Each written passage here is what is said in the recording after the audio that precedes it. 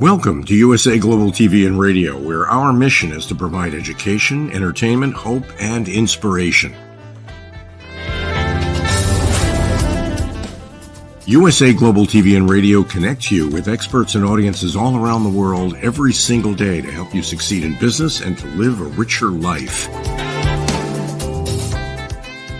Visit us at usaglobaltv.com to learn about career and life-changing training and mentoring programs like the Listening Mentor.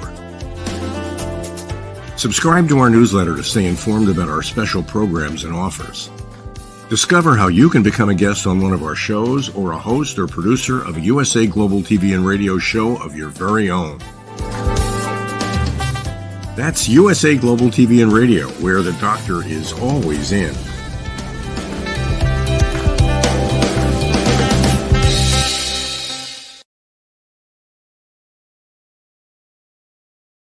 Greetings and salutations and welcome home to USA Global TV and Radio. I'm Dr. JACALYN KERBECK, and our show today is presenting Pet Psychic AMINAH.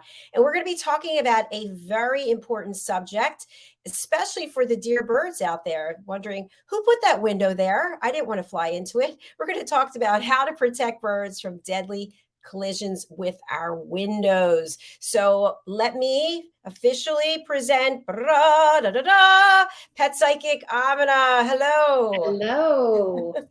Good to see you. You are doing wonderful. How's the weather in that studio? It's very nice. I got out today. I went to the dentist, and I love going to the dentist, one of my favorite things. So that was, so I got out. It's absolutely exceptionally beautiful today. How's it there in California? Wonderful. Sunny.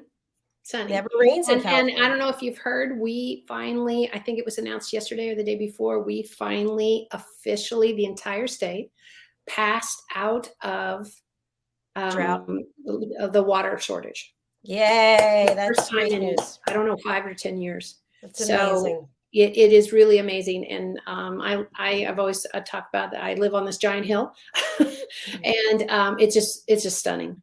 It's stunning. Of course, the mustard bothers me, and because it's not native here. It was brought in, and so it's very invasive, but it's beautiful to see the hills just covered with all kinds of growth. The hills are alive with the sound of music. You bring in song anytime. So you came up with this subject, which I actually really was like, wow, this is interesting. I never actually thought about before. Right. What was the inspiration for you to want to talk about this today? I am always keeping my ear to the ground and or the internet and many things, but because I am an empath, and if you don't understand what that is I feel what animals feel. That is a really strong part of my gift. And it's not only what I hear through a guide. Gabriel is my guide. He's the archangel, as some people know. I didn't pick him. He picked me. So when I would hear more of a male voice, I attribute that more to him and his guidance.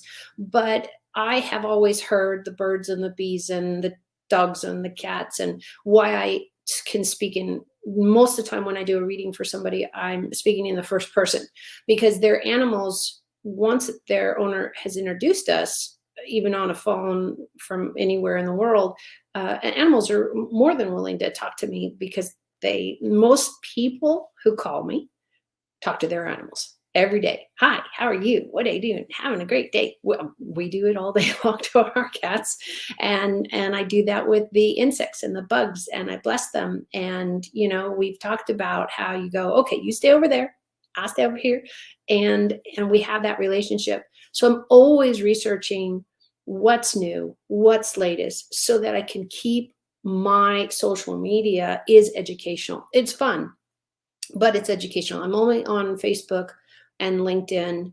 And I do that specifically because I don't want to be everywhere. And here on your show, you give me a chance to actually be live. So I don't post any other live feeds except for this one, because I'm hoping we always There's no hoping. I'm going to take the hope out of there because we always cover the most dynamic things. So I did an entire article, post out on LinkedIn and Facebook, talking about all the resources and how simple it is to save the birds' lives. And that's what we're going to talk about today.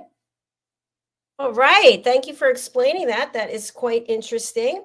Have you found that there are certain species of birds, types of birds that are more likely to fly into a window?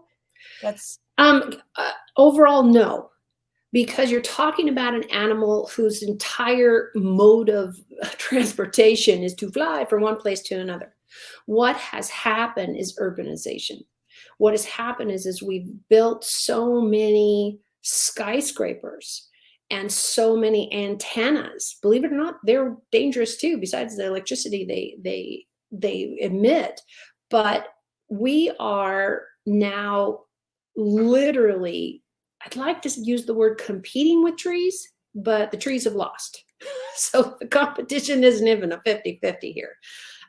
We are cutting down, we are clear cutting, we are doing all of these things besides the pollution.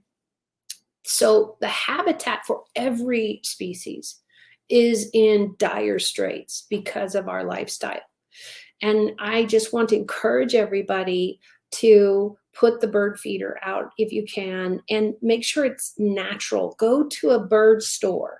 And I mean a store that helps you put up the right bird feeder or the right plants in your yard. I always plant things like milkweed, because the monarch butterfly is seriously in danger because of our use of Roundup. I'm as guilty. I didn't know that 25 years ago. And I was like, great, I don't have to pull as many weeds. But these chemicals are decimating the insects we do need. And the honeybee, I've preached this forever, is everything you want to eat, everything. And every animal you want to eat is tied to a honeybee, because those meats that you're eating, like cattle, they need grass. Well, you need a honeybee to create the pollination that grows the grass. So what we're going to talk about today is how to protect birds of flight, especially if you are in a very tall building where you're not really close to the ground and you, let's say, have cars or trees or some other obstacle that might give the bird an idea that, wait a minute, that glass is not something I can fly through, because they don't understand that. So what we're going to do is talk about what do you do to still have your great view, because I absolutely love mine. I'm sitting in front of my one big giant window here and I love it. But how do you save a life or 300 and not have a bird that breaks its neck because it ran into the glass and doesn't understand that? And you could still have that beautiful view. That's what we're going to cover. all right. That sounds very interesting. So does this also apply to vehicles, windshields, windows? You would think it should, but legally and safety wise, because the way we live our life, that's not possible. You can put film on, but in most states now it's illegal. Do you remember, we were growing up and it was the 50s, 60s, 70s, I think it really hit, where people were putting the film on. Mm-hmm. I grew up in the desert. Film would have been great. We didn't put it on our car or my dad's station wagon, but it was hot. You just literally got in, because all our seats were vinyl. Remember those days? There were not fabric seats. They were not, only the rich people owned those. Yeah, and you just burned your butt every time you sat down. Whoop. You just kind of did the frying pan. The hot dance. And we would put towels on the seats. I remember seeing my mom take a seat cushion from the kitchen, that you put on a kitchen chair. Mm-hmm. You put that in the car because she just got tired, driving everywhere. I remember learning how to drive. Now, nobody needs to know that I started driving when I was 11. I was really tall by then. I was the same height as I am now. I'm actually probably a little shorter, just age and compression. But everybody thought I was older. So one day I got a job with Parks and Rec, and everybody just assumed I was 18. And because I was really tall already for that age. And so somebody handed me their keys and said, hey, yeah, could you drive the truck over down Blau? And I was like, oh yeah, can. I'm going to, I don't know. But I did. And I never crashed. But the seats are burning hot because they're all that vinyl or plasticky stuff. So yeah, we were putting towels down and all of that kind of stuff. So birds really need to keep on the move, and they need that ability to do that, but safely. A moving car is a little easier to realize, hey, maybe that's not where I want to go. But let's say the bird sees flowers on your kitchen table right on the other side of your window. And they're like, ooh, let's go check that one out. And they smash into it. And 90% of the time they break a neck and or a wing, feeder the third. So it's seriously tragic. I've seen the birds on the ground where the strike is really heavy. Dr. JACALYN, you've heard of the windmills that are in farmlands, right? Where you can really see them. Where's Sure. Midwest, Mideast, something. Wind farms. Yes. Mhm. Yeah. And they've got them out in the desert. And they're really doing wonderful work today. But I remember when they were first going up and you thought, well, that looks very strange, because we were used to windmills and they're turning water and they're bringing that water up to the ground. But this is now creating energy. Well, the side effect of that was it also is decimating bird populations where the windmills are, where those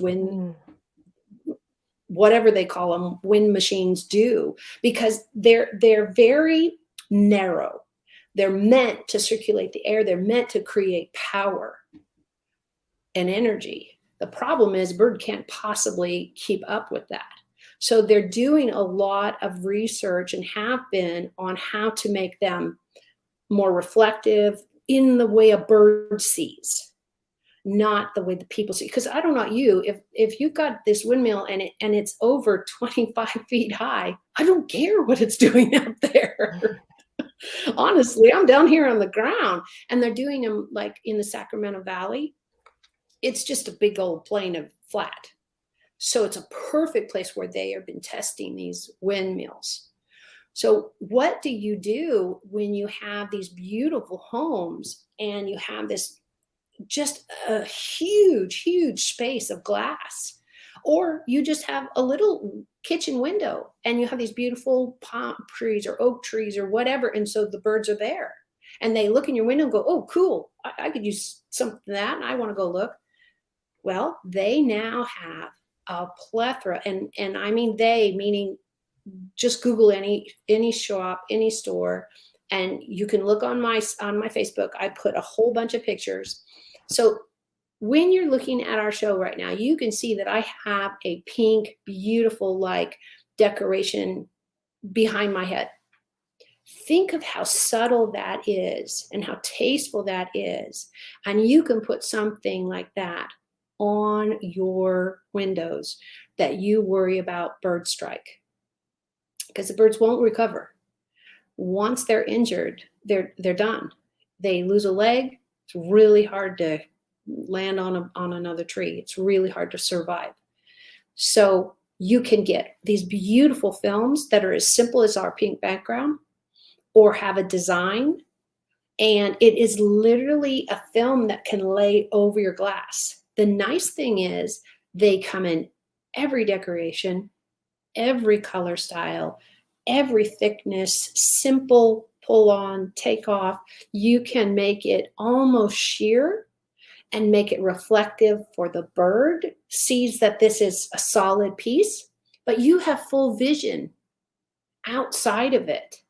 So think about it maybe like a screen. Your screen isn't completely see-through because it's made of a mesh to keep all the leaves and whatever could blow when you open your window. It's the same kind of theory, so that you can really, really see out of your windows, enjoy it. And I know a lot of people really are concerned about, well, I don't want to put that stuff up. Just think, your windows stay cleaner, or they at least look cleaner. Now, a question I have for you, if we do this and let's say at some point a bird is injured, should we try to You help need the to call bird? a wildlife sanctuary immediately. Okay. They're the ones licensed and have the tools and have the vet staff to handle this immediately.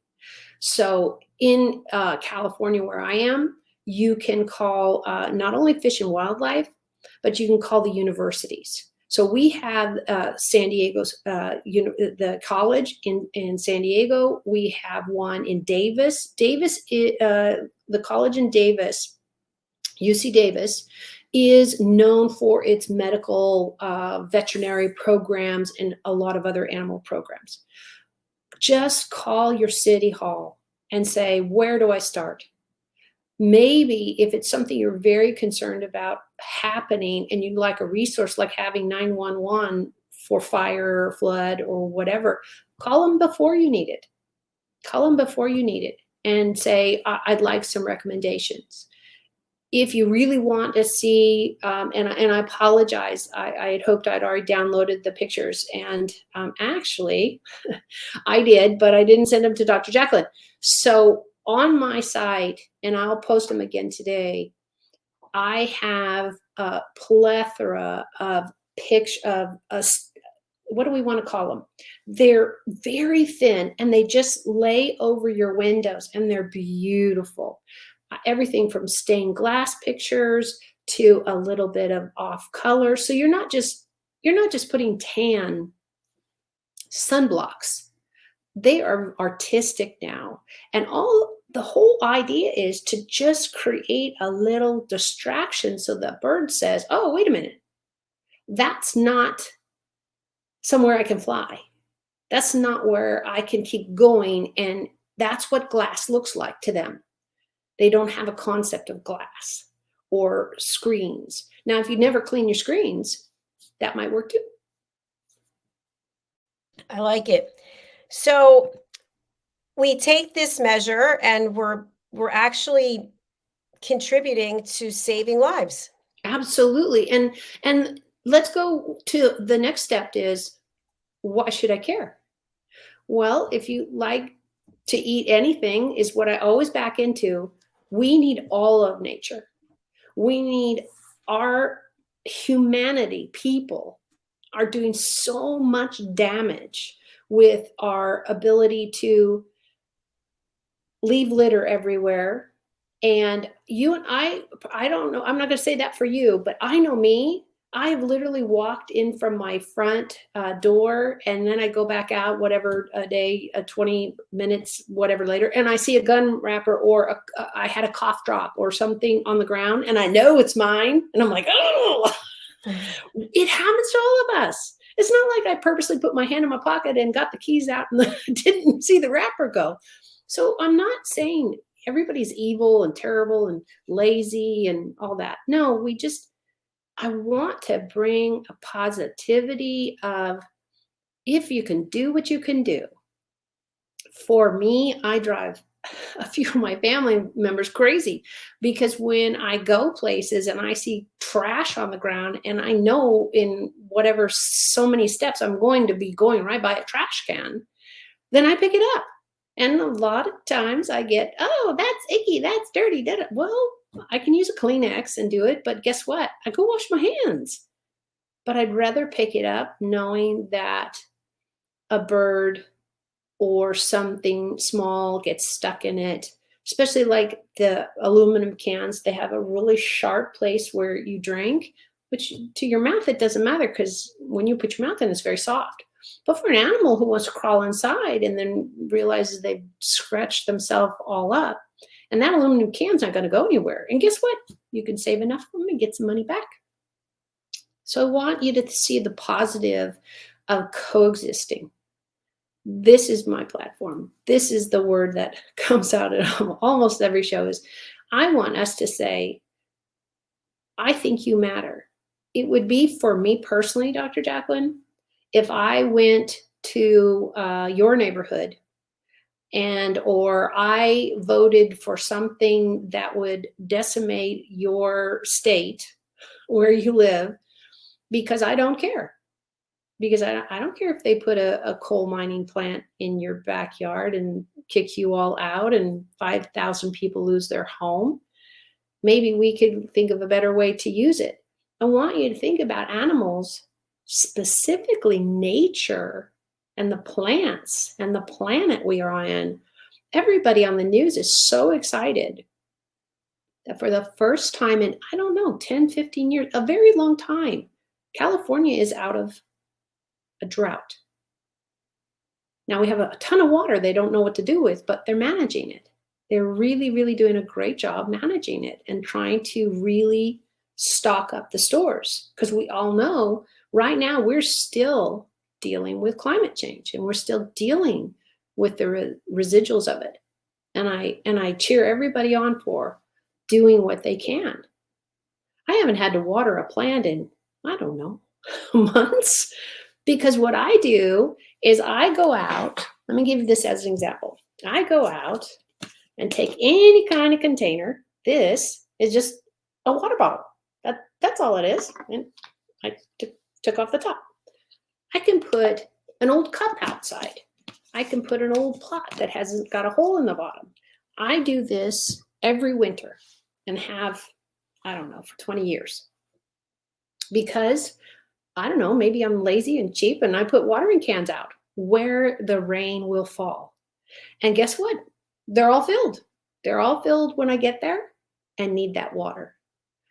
This is what I want to talk about also with bird strikes. We need them. If you love beautiful hillsides with wildflowers everywhere, guess what? Those seeds are being spread by the birds. And it comes with manure because they usually eat them, poop them out.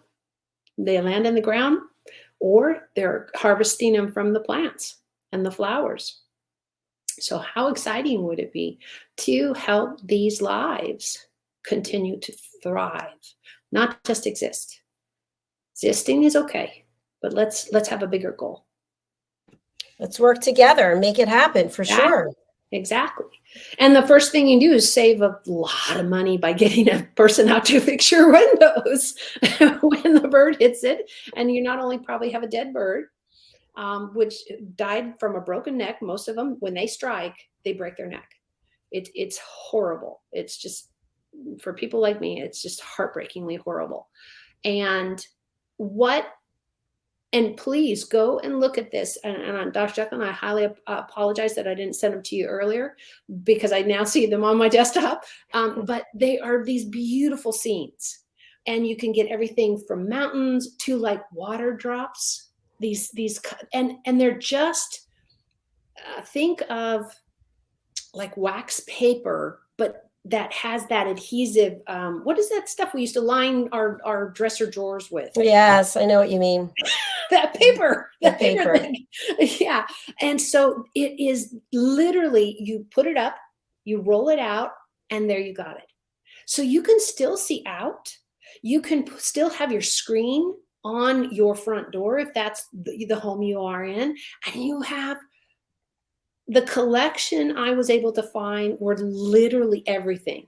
Beautiful rocks, beautiful landscapes, just colors, and they were subtle, super, super subtle. That's why our background, I didn't think of this until the show, the pink background behind my head is a perfect example.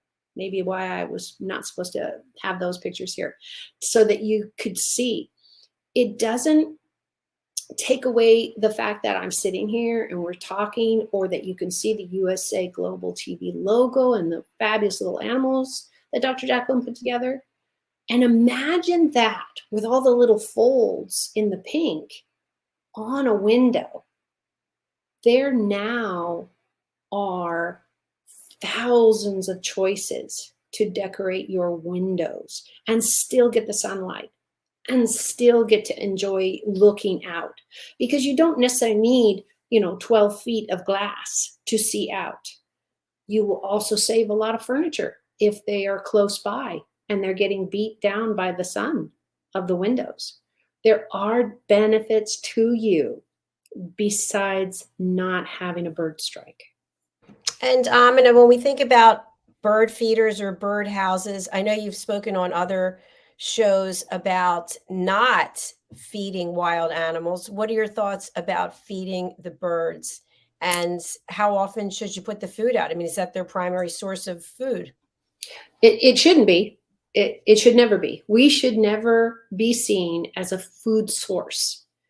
And that is why for me, what I have to practice, what I preach, is I would love to see you plant a sunflower if you have birds that love those types of seeds. I'd love to see you put in milkweed for the monarch butterfly. They're so challenged with all the Roundup and the chemicals we use. The monarch butterfly is seriously endangered of just disappearing on us and have in so many areas. But if you provide these amazing plants, and it's so easy now, everything can be Googled, everything can be researched. You can go to a nursery. And I am a huge fan of Home Depot and Lowe's and all the construction places. The problem is they no longer, at least in California, they no longer hire arborists or people who specialize in plants and animals and that type of stuff. So they don't have anybody but a cashier that is very talented. They always get the order correct, but they don't know anything about the plants. If you go to the stores that have arborists there and have plant people there, they are literally going to be able to walk you through and say, this one is good for this. This one is good for this. This one has. Now, most plants in stores have directions on them, on the little tag that says it's this kind of stuff. And you could literally walk around and Google it on your phone. So I want you to know there's no limit to whatever your ability is and your time is, because what I love going to the nurseries and going to the garden stores is to see what's new. What do they have? What haven't I ever planted or grown that's new and different? Because I've done a lot. So it's really fun to see the new hybrids and the new things that you can try. And in all of that, you could at least get one that the monarch butterfly loves and one that the honeybee loves. Because I do honor and understand that a lot of people are afraid of bees and they attune them to wasps and everything. Bees do not sting you unless they feel threatened. So let's not threaten them. Let's keep all kinds of wonderful things out. And yes, people are allergic to them.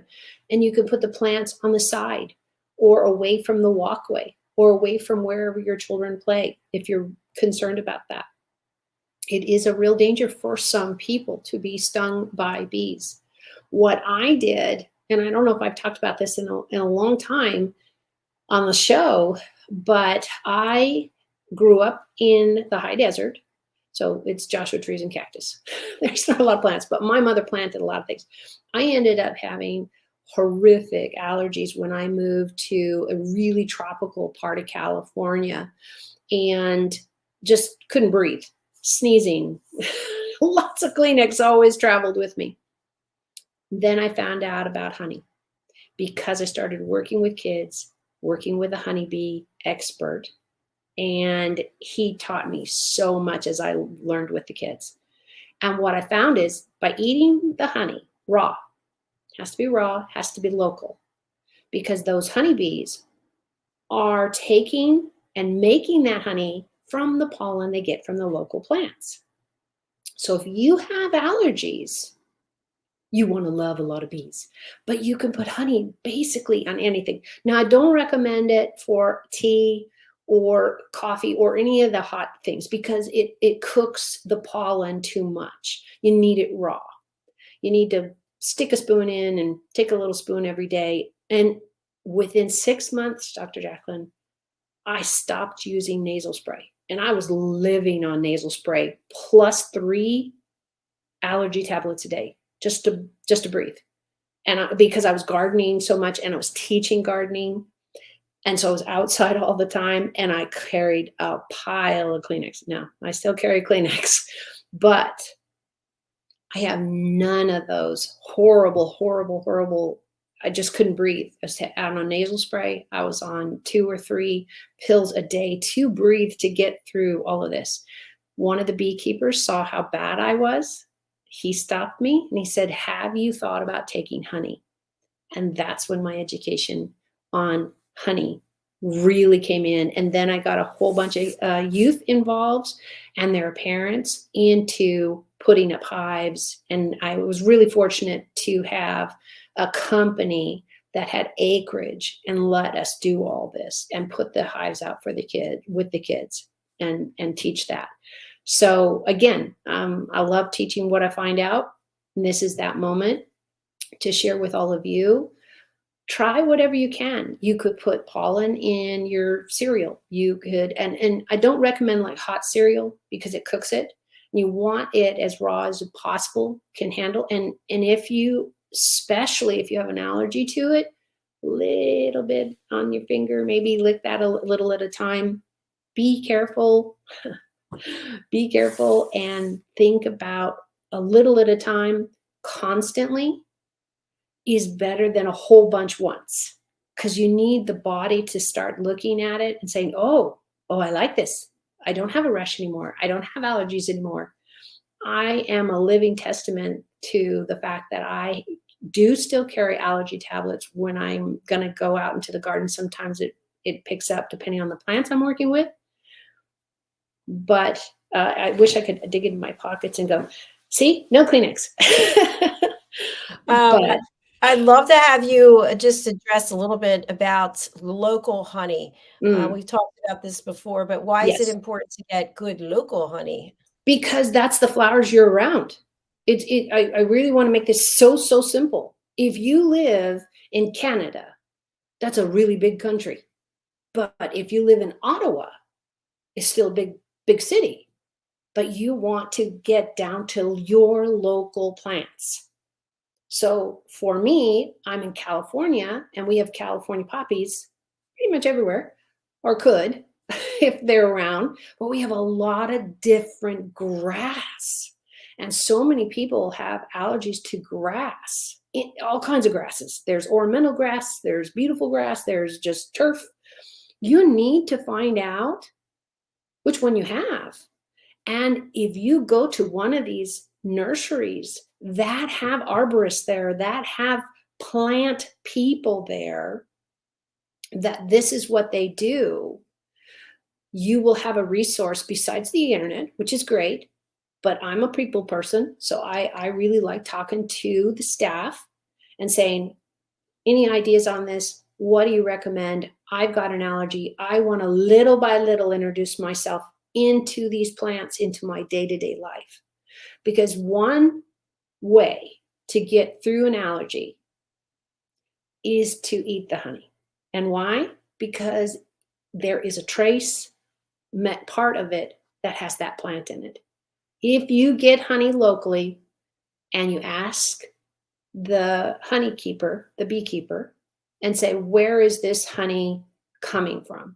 And he'll say, oh, I have a hive on blah, blah hill. I have a hive in the over there, and I have a hive there. So you'll know the demographic. If it's in your county, that's a pretty good start, but it can't be farther. There's some huge counties out there, huge counties. So if you're, and I'm living proof, I did this 25, 30 years ago now in my 20s. And it took time.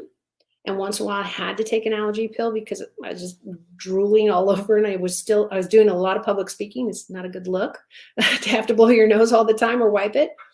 So I took a spoonful, at least a teaspoon, but more like a tablespoon of honey every day. And then I incorporated it into like peanut butter and honey sandwiches. What you cannot do is you cannot add it to tea.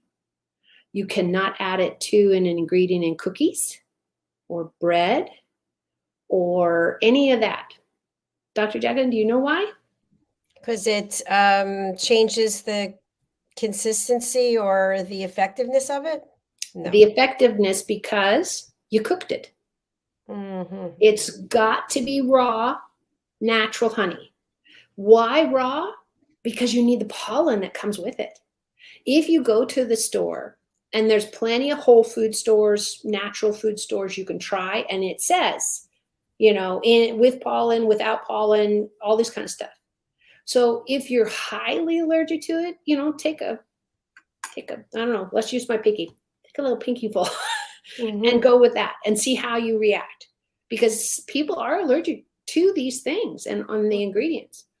But by being exposed a little teeny bit at a time, first of all, I hope you still are breathing, because then you took too much and you don't have a horrible rash and your face didn't turn purple or whatever your body's response is. And you're introducing something that's really great for you, really healthy for you, really holistic for you. You're helping the bees pass on the love. It takes time. It took me over 3 years of doing this a little at a time. When I finally clicked in, part of that, the first year was like, oh, how is this really going to work? And then I did the research. And by then I was working with this beekeeper full time. And the knowledge we both had and the passion, it's easier when you get passionate about it and you go, oh, okay.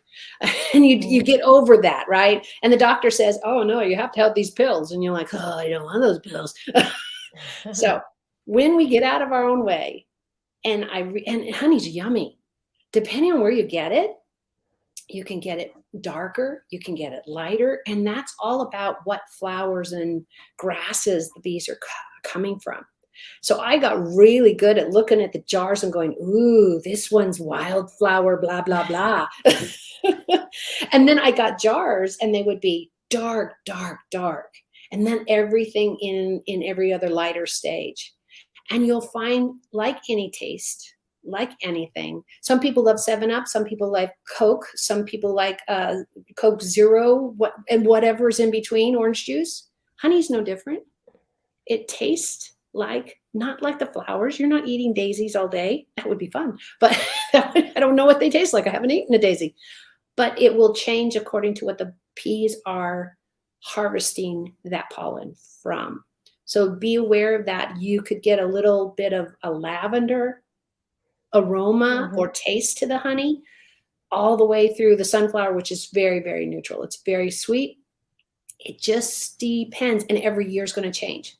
As we're going through the drought, the honey issue really was hitting a wall, because the bees really, really need that moisture. They need to drink just as much as anything else, but it changes the consistency and the sugar count of all of this. Now, if you have diabetes or any of those medical issues, always talk to your doctor.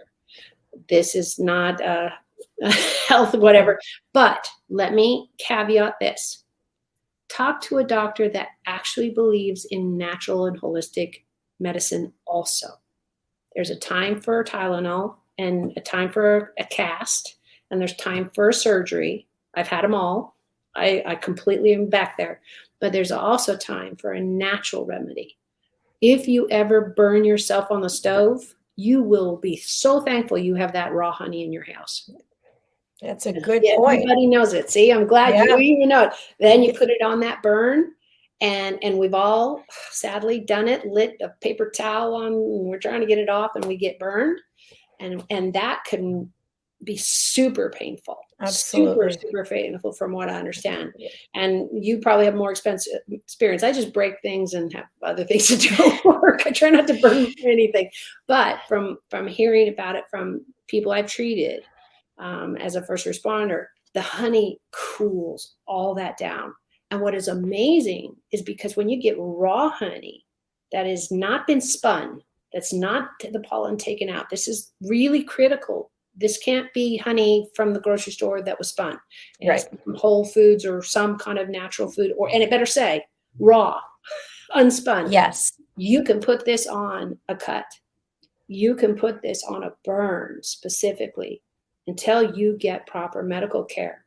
It really will save your life. And you can eat it too. Yay. Yeah, dual purpose. I love it. You really shared a lot of wonderful tips today. So we'll be playing this show again Wonderful. this evening. Yeah, we're running each show twice a day, and we'll probably play it over the weekend. So you can also go to our YouTube channel and find it there. Right. Pet Psychic Amina, how can people get in touch with you, and who would you like to contact you? If you have any natural and pet questions, I really try to educate as much as I can, share as much as I can. I limit myself on social media. Dr. Jacalyn is truly, the US Global family is where I give out the most information, and I back it up with Facebook and LinkedIn. So feel free to catch me anytime there. And all of this can be found in one place, and that is my website, bridgingworlds.us. That is bridgingworlds.us. Brilliant. Thank you so much. And thank you for all of your expertise and your wisdom, your friendship. We wish everyone a beautiful weekend, and we'll be back again on USA Global TV and Radio on Monday. But again, we are running all of our shows twice a day. So if you don't get us live, you can get us on the replay, or you can get us on our YouTube channel. And thanks again. We'll be back Monday. Amina and I will be back on Friday. So we'll see y'all then. Take care. Bye, everyone. Bye, Amina. Bye. Bye.